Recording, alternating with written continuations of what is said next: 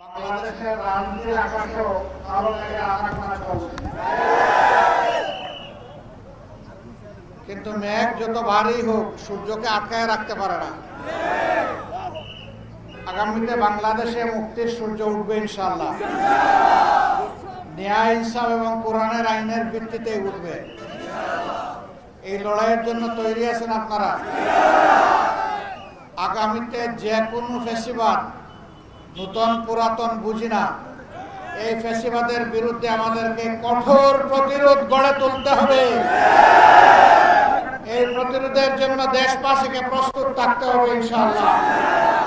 বিশেষ করে যে যুবকরা বুক চিতিয়ে রক্ত দিয়ে জীবন দিয়ে আমাদের কাছে বাংলাদেশকে আমানত রেখে গিয়েছে, আমরা সেই রক্তের সাথে কাউকে বেঈমানি করতে দেব না ইনশাআল্লাহ। তাদের রক্তের পূর্ণ পবিত্র মূল্য আমরা পরিশোধ করতে চাই। আমরা চাই এই ধরনের রক্ত যেন এই জাতিকে বারবার দিতে না হয়। কাজেই আগামী নির্বাচন সুষ্ঠু হওয়ার উপর সেটা নির্ভর করবে। আমরা যেন তেন কোনো নির্বাচন চাই না। বাংলাদেশে বিভিন্ন জায়গায় ইদানিং রাজনীতির নামে যে অপকর্ম আর উৎপাত আমরা লক্ষ্য করছি, আমরা সংশ্লিষ্ট দলগুলোকে বলবো, সাবধান হন, নিজেদেরকে সামলান, নইলে জনগণই আপনাদেরকে সামলিয়ে দেবে ইনশাআল্লাহ। সবাই ভালো থাকবেন, আগামীর লড়াইয়ের জন্য প্রস্তুত হন।